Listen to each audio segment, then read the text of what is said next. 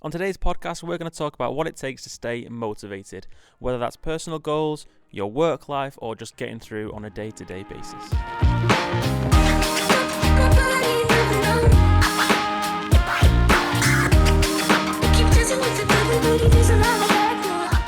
Before we get started about, how we keep motivated and techniques that we've used over the years to stay motivated, let's just talk about the definition of motivation. I know you've got something that helps us, like an actual definition of what motivation really is. So by dictionary definition, motivation is described as a reason or reasons to do something, or it can be described as your enthusiasm for something. So it can be explained in a more emotional way rather than a behavioural way, and there's sort of arguments to and from that, basically. A lot of people say, your motivation is your reason why you do something, and you need to wait for your motivation to do something. But actually, I think there's a lot of to and for that.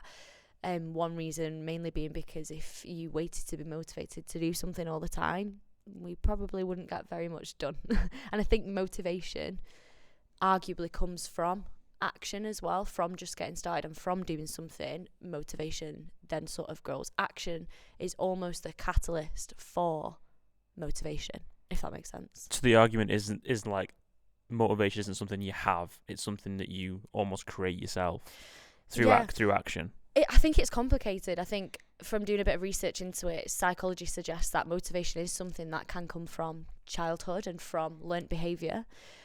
But that doesn't mean to say that that's, if you're lacking in motivation in whatever area it may be, it doesn't mean that it always has to be like that. You are very much in control of how motivated you can become for something. So I think the difficulty is motivation is something that you can create yourself, and also is something that, psychologically can be a pattern of behaviours from the past. But sort of it doesn't mean that it's going to be like that forever, basically. You have the power to change it. Yeah, I mean, motivation, and one of the reasons why I sort of has inspired this episode that what we spoke about is like it just comes in waves. It's so hard to be like consistent and be overly motivated, and there's so many reasons that you become motivated, and there's so many reasons why you lose motivation. There's so many different sort of arms of this we can go down, but what you've just said there about consistency, a big thing that I've learned this year, like for me in particular, is consistency is key with anything that you do. And I think if you have the motivation or manage to muster the motivation to do one thing, and it's something you really want to do, and that's another thing in itself, but if you can just start with that gradually, the motivation, you don't constantly need the motivation to do it, because over time it will become a habit and you'll just naturally be able to do it. Yeah, something I've actually tried to implement this year, and this is on like a really small scale, and I can't remember where I read this, but apparently it takes 30 days for something to become a habit. So if you can do something for 30 days, it's no longer, it's just part of your daily routine, it's part of your life. So one thing that I've tried to do is I have a notebook that I write things down in for the day ahead, and I've done that for 30 days now. And now every day I start my day by writing down my day's checklist, and I spoke about this organised in the previous episode, but it's something that's really, really, really random. Yeah, like it'd be like, the other day it was like, fill out your road tax, make sure you get that done. And by reading it and seeing it and repeating it, I would tick it off, and it helped me stay motivated for the day. But by doing that every day, part of my daily routine now is just even tiny things, like just tiny things, like I don't know, whatever it might be, and I can tick it off, and that keeps me motivated for the day. But I've also done it for 30 days, so it's just a habit now, something that I do. Like the days where I like leave my notebook at home, I'm like, oh my god, I can't do anything. Like I struggle. Like I'm like, how do I structure my day? Yeah, and I think that's where you then really start to see progression as well with when something just becomes a habit, because you've done it for such a period of time. That's when it really, you start to see progress with things. So that's all great being said and done, but what if you actually don't have the motivation to start off with? So the sort of question is like, how do you make motivation? How do you get motivation? How do you get motivated? Yeah. So personally for me, I don't think motivation is something you make or get. I feel like it's something you lose. So I feel like everyone must have some level of motivation in their life. It could be personally, it could be just daily tasks that they just need to get going on. But I feel like it's how you get it back rather than how you get it to start with. So, like I said, like setting goals and smaller tasks can help you not feel defeated. Yeah. And sometimes, if you look at, me personally, if I look at my day as a whole, or even my week, or even my month, it's so overwhelming, like, to feel you've got 20 things to do by the end of the week. But if you break that down to 5 things each day, and you're ticking them off, and it helps me stay motivated for the rest of the week. And I'm not losing the motivation, if that makes sense. Yeah, no, as definitely. as opposed to like looking at things as the bigger picture. So I would say that losing motivation is easier than finding it. Obviously, if you do lose your motivation, how do you get it back? Like, do you have any techniques where you have like a day on a Sunday where you just do nothing, and then Monday morning comes around and you think, oh God, like, because I know personally that if I stop, starting again is a lot harder for me. Yeah. I'd much rather do something on the Sunday that I can tick off. Yeah. And then on the Monday, I'm still motivated from the previous day, if that makes sense. Yeah. No, 100%. I think it's a funny one, really, because for me, I think, and I don't want to sound I don't want to sound quite harsh when I say this, but I think if you're someone who believes that motivation is, a highly emotional thing, I just think sometimes you have to just break through that barrier. It does. If you've had the day on a Sunday at home doing nothing, for example, fine, own it, and yeah, we go again. We have to just sort of set, and maybe this is down to the organisation thing as well and ticking things off. Set it right. Tomorrow morning at 5:00, I'm gonna do this or whatever time it is, and sort of just having that in place to hold yourself accountable. Have things that will hold you accountable. But I think going back to goal setting as well, I know I mentioned in a previous episode that sort of the industry that I'm in, by no means do you definitely have to go to university to pursue it. It's a good thing, but university teaches you other things, and this, one of my biggest takeaways from going to university was my dissertation.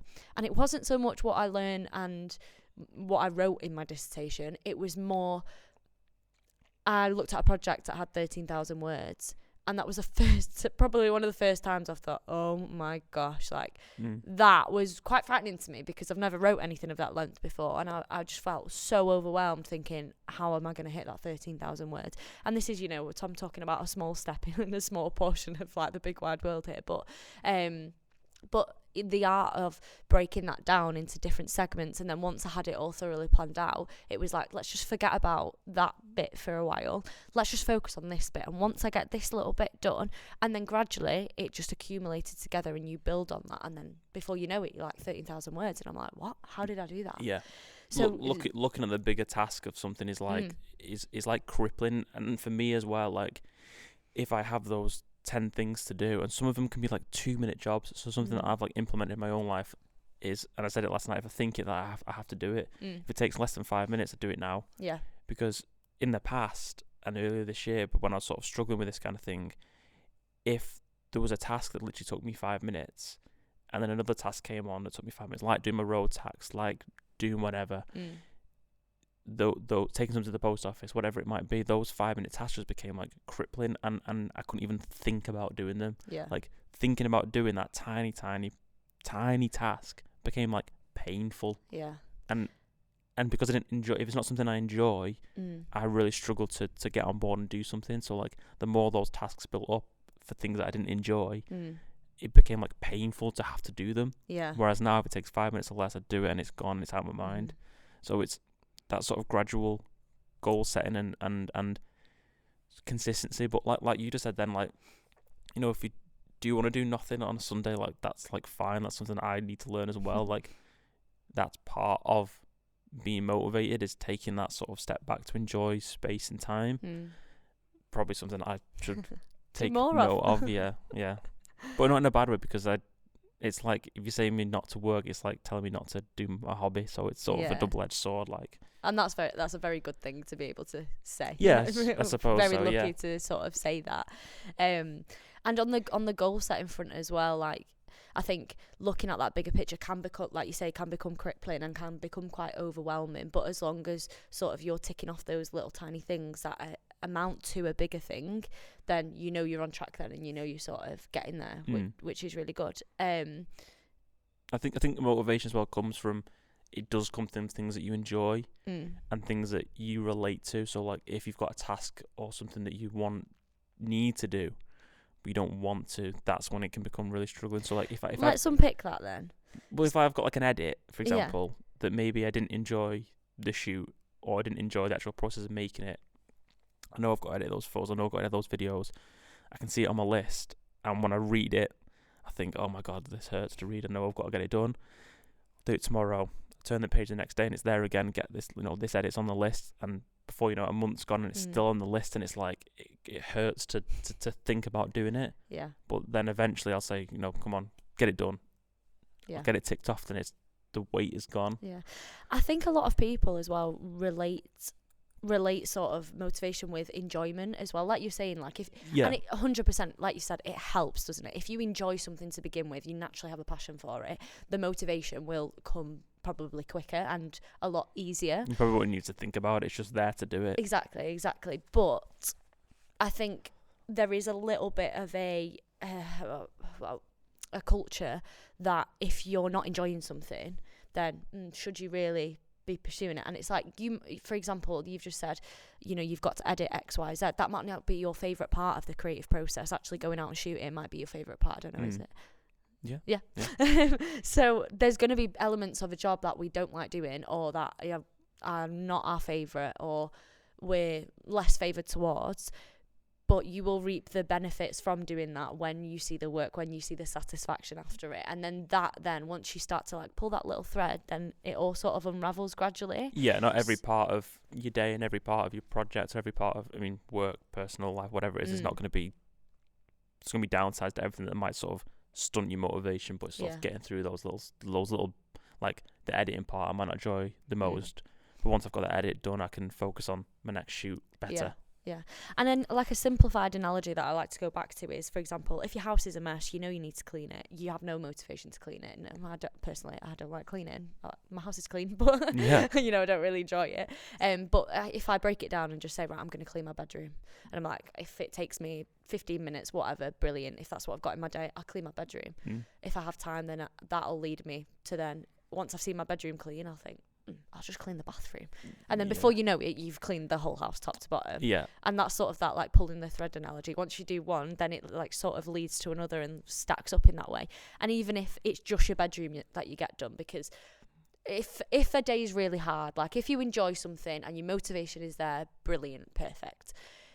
If your motivation isn't there, it's not something you enjoy, but you can still mentally push through to be able to do it, you will reap the benefits from that, but you won't see them unless you do it. So for example, if I'm having a really, really crappy day and I've got 15 minutes and it's a busy day as well, I'm like, right, I could just sit here and do nothing. But if I clean my bedroom, at least it's done. The reward I'll get from that is I will go to sleep in a clean area, my mind will be clearer, and I will feel more relaxed in that room knowing that that's done.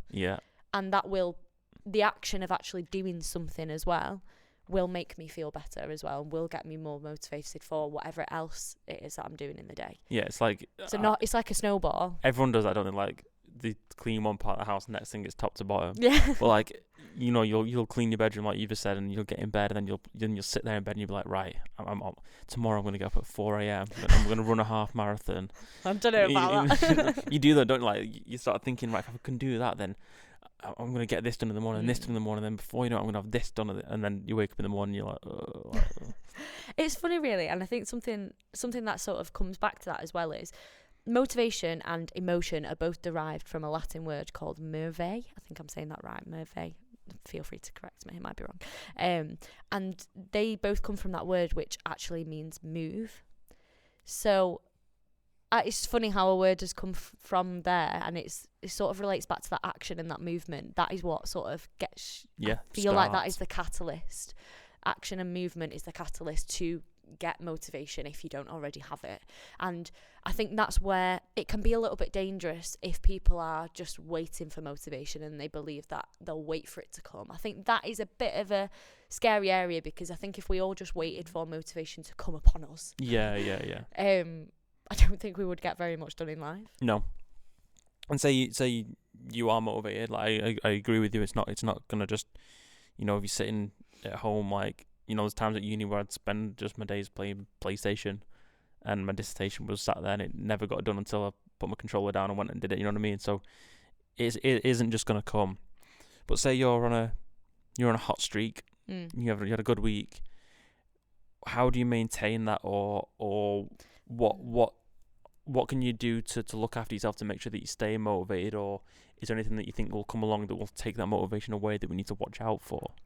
I think everybody's different, but there's all sorts of things that are going to come up in life for different people where your motivation will go through pitfalls.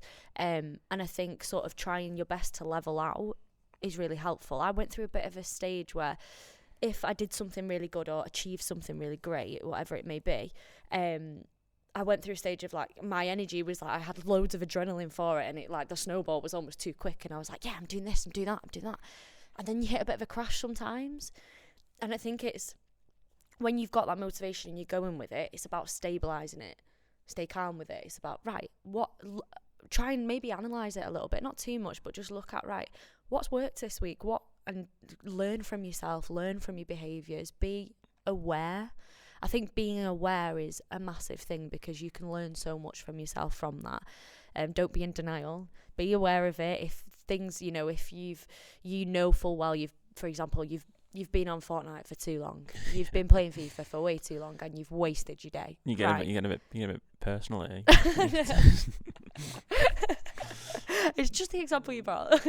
But like, for example, if that's the case, then right, own it. This goes back to that. Just own it, let it be, and then you start again tomorrow. Yeah. And I think in life there's always going to be things that come up that, whether it be personal, mental, physical, that will make it harder for you to continue or even stop you in your tracks. If an athlete gets injured really badly and that stops them in the tracks, how do they stay motivated to do other bits and bobs and blah, blah, blah? And I think it's just about, and I'm still learning this myself, but it's about sort of how you, instead of being on this roller coaster that's like that, how do you sort of make it smooth? Yeah. As long as you're aware, I don't think life will ever be this one smooth track. So as long as you're just aware of what you're doing, and looking after yourself in other ways, you will be okay. So in other ways, I mean sort of fuel, water, your body has sort of, I think, your body and your mind is obviously so linked, and I think if you can look after yourself in those ways as well, that definitely helps as well. If you eat better, drink more water, all the rest of it, look at sort of periods of self-care for yourself. If you've had a really, really busy day and you've been really motivated, which is great, but you're just constantly on the go, you don't want to burn out. There are going to be times when you burn out. Yeah, because that is the biggest risk, isn't it? If you take it too far and you're too hard on yourself, like you said before, there is a culture of like, you've got to be doing something every day, you've got to be achieving something every day, you got to be hitting goals every day. But I don't really agree with that. Like, if you have that mindset of like, this day has to be better than the day before, I have to do more than the day before, it's never going to get that consistent because you're never going to be able to maintain that sort of level. Yeah. So having those days of like taking a step back, like that's part of keeping your motivation. Yeah, definitely. And I think it's arguably a little bit harder nowadays because I think we have more distraction, whether that be on our phone or, other forms of medium. And I think there's a little bit of a comparative nature in us as people to what we see online. And I know you mentioned this a little bit before about, you might be really motivated by a post you see, and it's like, oh, I should be doing that, and blah, blah. And then before you know it, you've got all these different things, and you're like, oh, should be doing this, should be doing that. And actually, subconsciously, without you even knowing, you're further away than what you knew you needed to do, but you've just been sort of not influenced, but you've absorbed all this information online on board. And actually, maybe sometimes it's just the simpler the better. Yeah. It's the way forward. Yeah. And it goes back to just having like a basic routine that can help you with your motivation. Like, just strip it back. I think when you there's levels to it, isn't there? But if you're really struggling, like I said before, just instead of like look at that bigger goal, and if you've got one big goal, break it down into smaller, more manageable, more achievable goals.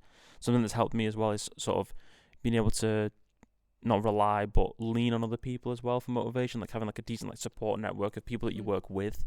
So, for example, me and you in this situation, being able to speak to you on the phone about today's episode, for example, and back and forth, and like I'm not on my own in terms of like having to keep myself motivated, because you've got other people around you on certain projects that can bring you up and tell you maybe like, you know, just have a minute, like have some time for yourself type thing. So having that support network around you can also be like a factor of keeping you sharing the load and just being able to sort of again lean on people around you, really. It's really interesting you say that, because I think I used to think that in life you were sort of not completely alone, but it was just you had to figure it all out yourself, and you have to have all of the answers yourself. And that's, I mean, I'm naturally a person who puts, I think, more pressure on myself naturally, and like the pressure doesn't come from anyone else; it comes from me sometimes. I've just always been like that. But actually, like, power is in people. You don't have to have all of the answers yourself. If you are struggling for, you know, to get motivated, look at the people around you. And I think you'll know from a period of time with the certain types of people you spend your time around and stuff, that can have, your environment's massive, that can have a massive impact on things like that as well. But 100%, like, the power is in people. Like, turn to friends who are interested, you know, if you want to start something, turn to a friend who might be interested in the same thing. Like, this is how this podcast started. Yeah, of course, like, you reached out to me, it was an interest, it was something you wanted to do, but you wanted someone else to maybe come on. Like, look at your surroundings, the people around you, and sort of use it to your benefit to help you. You don't have to have all the answers. And I wish I thought that, because it would have relieved probably a lot off me, and would have helped me know that it's okay to reach out to different people about different things. And then that in turn, your motivation sort of is carried through other people, and I think then it's easier for you to, whatever it is you're doing, it's sort of easy to gain knowledge in that area, whatever it may be, and then sort of see progression as you go on, and motivation will gradually build with that. So I know, and I'm not sure if we spoke about this in the last episode, or me and you just spoke about this. I know that you went through like quite a period of your life where you were quite stuck, weren't you, a little bit? What did you do to get over that? Was there a moment of like where you know, stood up and was like, pep talk, come on, or what, or was it just a sort of small step, sort of where you didn't even realise your motivation was growing back?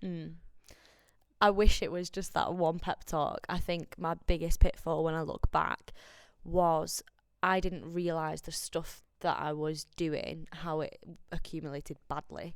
So not eating properly, not sleeping properly, stopped like all forms of exercise, blah blah blah. For me, those were like big things that I always kind of did, and then I think I wasn't really aware, and gradually, before I knew it, I was rock bottom, had no motivation. Some days, it was quite a dark time. It was quite a dark time when I think about it, but I couldn't get out of bed sometimes. I was really, really, really down, and I really struggled to get myself out. Again, power in people, like having good people around me that was like, right, Tash, I'm coming around at this time, get up, let's do something. And yeah, that's one thing. And then another side to it is that breaking things down as well. The thought of me going into work when I felt like that made me feel like sick. I was really, really not in a good place. And from someone who I'd like to think like I'm a hard worker and I am quite self-motivated, all of that was like gone. It was on the floor, like all of it was gone. I was like a shell of myself. And I think it was about sort of, and I got the right sort of counselling and mental health assistance as well, which really helped. And that in itself was about breaking it down. So me thinking about going to work and sort of ticking all these goals off was like, I couldn't even that was not even a thing. Like, if I got up in the morning and had breakfast, I was winning for the day. Like, that's where we were at. So, but like I said, if you do break that down, because the brain works in, like, at least mine does, as like a reward system. Like, I've started to treat my day like a game. I know it sounds stupid, but like, if I'm playing like a PlayStation game and I unlock something, I'm like, oh my god, like, what an achievement. I think there's a common theme here. And then I unlock the next thing, and I want to keep going through the levels. So I've started treating my day like that. So like, your brain works on that rewarding system. So like you said, if you've got to think about getting to work, but if you can think about getting up, having your breakfast, getting dressed and ready, getting in the car for a certain time, like these are breaking down that one journey into 10 steps that Yeah. become a lot more manageable on their own. Yeah, definitely. And then by the time you do get to work, it's a sense of achievement in itself, because you've got through those 10 steps that last night seemed overwhelming to just get to work. You know what I mean? Yeah, exactly that. And there's different levels to it, isn't there? But sort of breaking it down to its bare minimum. Like, if I could just even if I was laying in bed and this was a bad day, like, if I could open the curtains, let the light in, there we go. I've already stood up. Then I'll naturally float to the bathroom. Mm-hmm. If I brush my teeth, brilliant. If I'm downstairs, I really don't want to eat, but I take one bite of something, that will lead to another bite. And it is that analogy of, I heard this on another podcast recently, that analogy of this, like, if you imagine like a ball of yarn or whatever, and you just pull the string slightly, and then gradually it starts to work for you and in your favour. Like the snowball effect, isn't it? Exactly, yeah. And don't get me wrong, like, from a mental health point of view, like, there's levels to that as well. Like, it depends, sort of, it's a very personal thing, that, and it, you can get help in other ways as well that will gradually help you to be able to, for example, get up and get going. It's not just about the one thing of being motivated. It's obviously that situation as well was obviously, more things that you wanted to work on, but by setting those small goals and those gradually, you managed to come out of that time. Yeah, definitely. And and I did have great help with that. And I remember having a booklet talking about the goals and breaking them down. There was like a booklet, and I just had to write like those little things that I'd done in the day. And I guess it's a bit like your to-do list for the day. But even just like having that seemed like I was, maybe this is an ego thing, but I was shattered by even having to do that. I was like, what the hell? Like, I did not recognise who I was at all. I was like, I can't actually believe I'm having to do this. But then before you know it, like, you look back and you're like, wow. Like, that was that helped me to get back on track and get back to being me. Because from my point of view, that's strange, because I have only ever known you like as you are now. Like, and if someone said to me, describe Tash, one of the words would be like hard working, like switched on would be like some of the words I would use. So to think about you sort of not in that space is quite strange, really, because it's like the polar opposite of what I've just described. Yeah. So to know that it's comforting to know that people can go through that sort of level of having to write such small tasks like opening the blinds to where you are now is like such a big achievement, really. Yeah. And it just shows like it's not something that you have and lose forever. Having that motivational work ethic or just general being mentally strong is something that can be worked on and brought back. Definitely. Like, when I look back now, if I'm ever in a situation that causes me a bit of stress or a bit of anxiety, whatever it is, I learnt so much from that time. I'm quite a self-aware person as well, and that's why I talk about it so much, because I do think that's really important.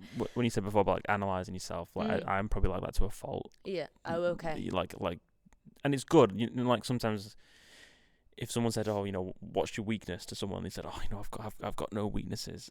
I just don't agree with that. I think if someone said to me, what your weakness is, I should be able to say, well, like, personally, I could say, like, my weakness this week has been this. And at the end of the week, I guess I'll work on that. And next week I might have a different weakness. Like, I feel like maybe sometimes it is to a fault, but I am always learning about myself and how I work. Yeah. And how I am with people. Like, I like to, I'm one of those that will have a conversation and go home and think about it and be like, did I say the right things? Did I hold myself the right way? So I do analyze as well, like, but I think it's a good way to learn as well. Yeah. If you can, it means you're being accountable for like who you are and how you be with other people, which I think is a good thing. Yeah. When you said that, sometimes it's sort of to your detriment, maybe. Well, sometimes just sort of maybe overthink it. It becomes like too over analytical. Yeah. And there is a bit of a risk of that, I think, as well. And like, if you cognitively like reframe it, it's then can become helpful rather than overthinking. Yeah, I don't think I sit there like at home, like annoyed at myself. I don't take it that far, but I just think that say if there's I don't know, not disagreement or a debate, and I'm like, did I hold myself in the right way? Or this week I was starting my day at 10:30 instead of 9. Like little weaknesses that I think, right, next week, half an hour earlier alarm, that kind of thing. I'm analysing in that way, like, how can I improve? Not sort of like not putting yourself down. Yeah. You're looking at how it can improve. Yeah. And each week it might be a different thing. Like, this week I've been really bad at getting up.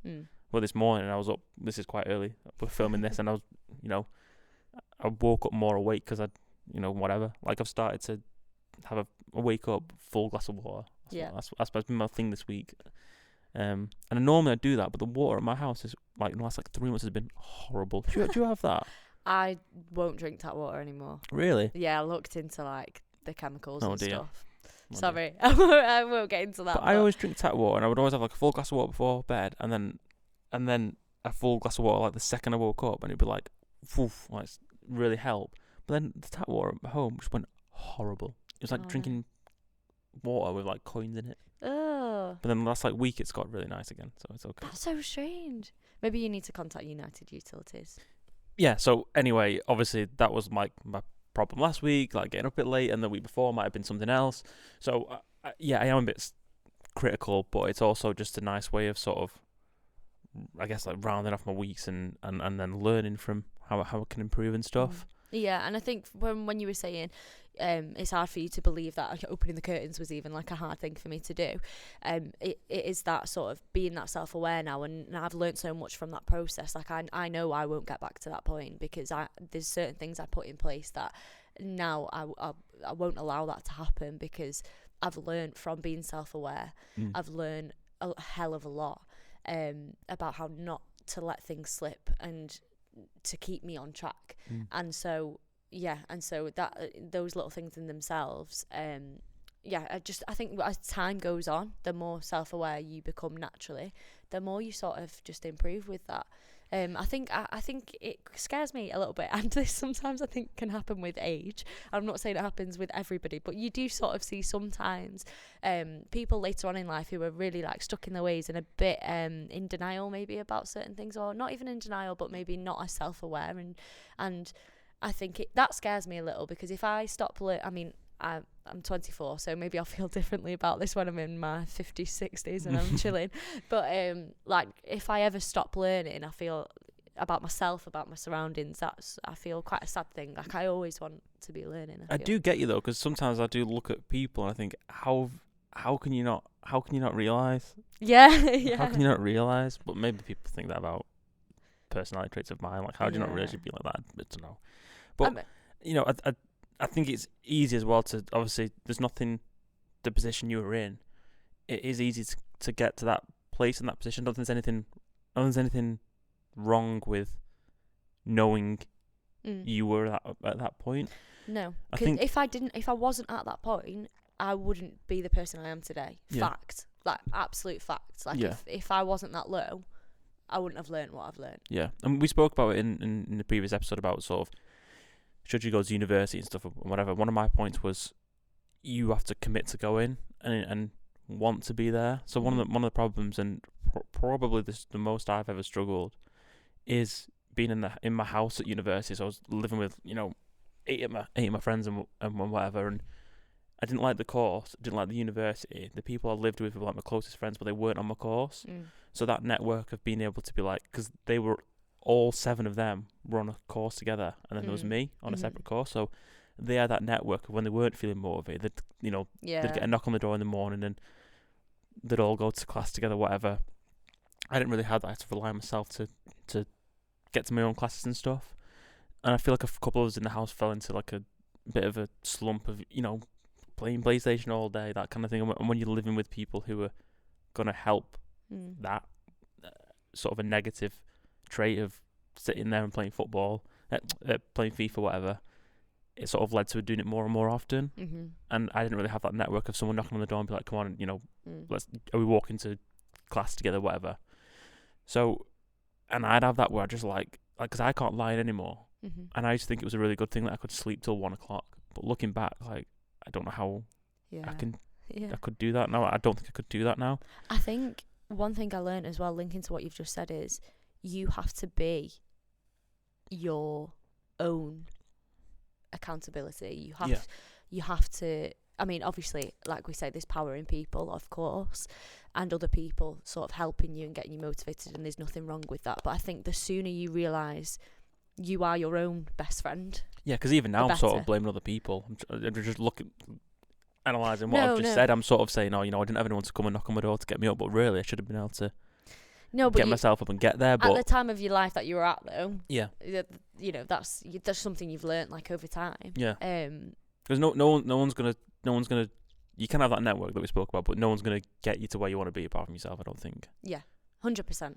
You can have. I think that's a big thing. You can have all the help in the world if you don't want to do something. Yeah, because in like the things change in my life circumstance, and in the back end of my second year and my whole of third year, I was more committed to university because I was at home less.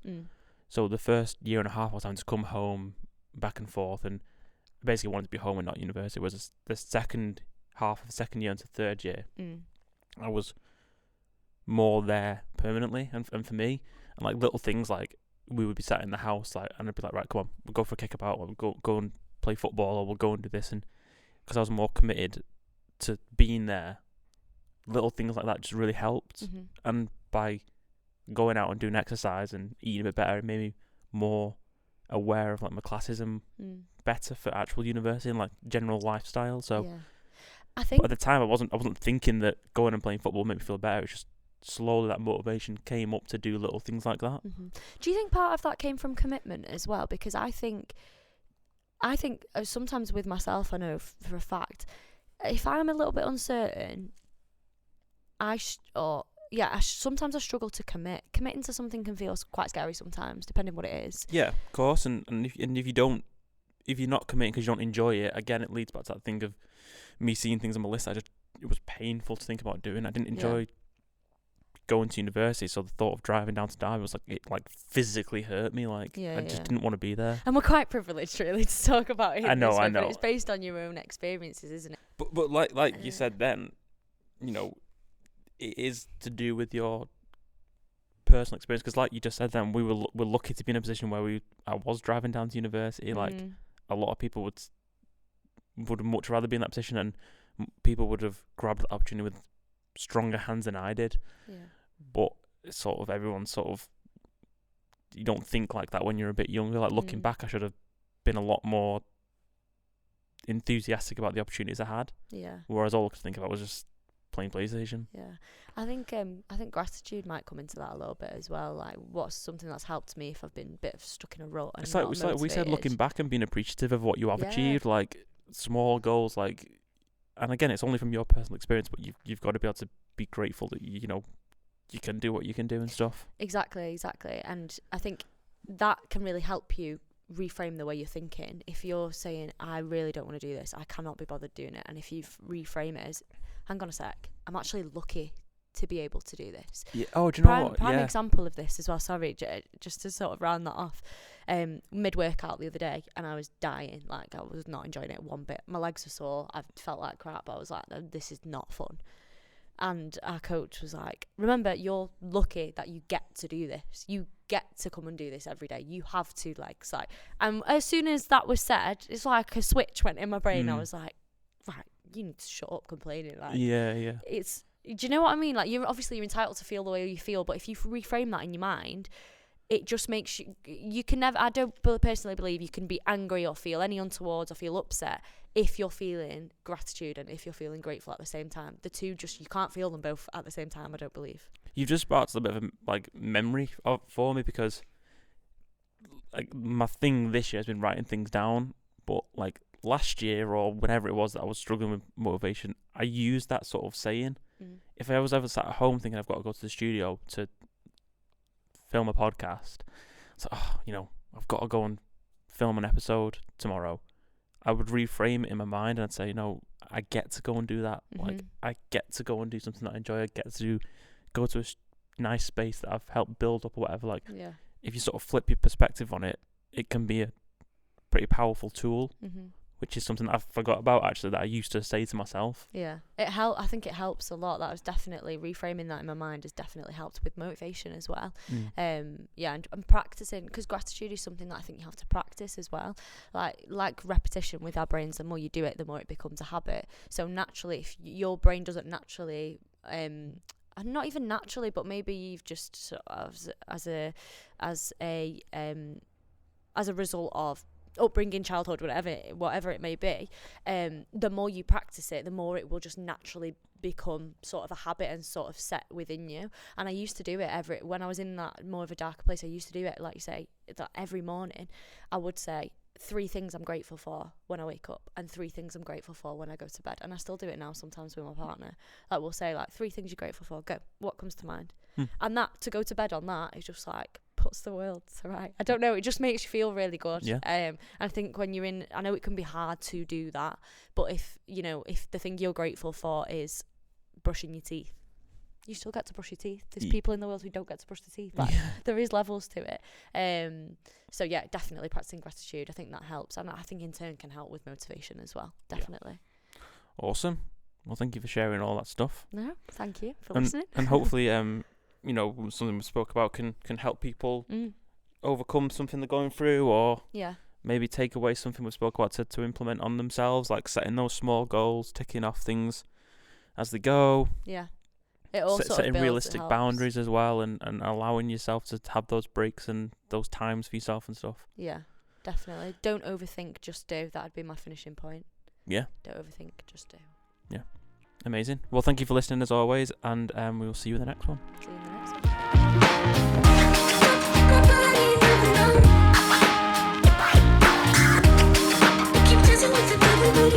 one.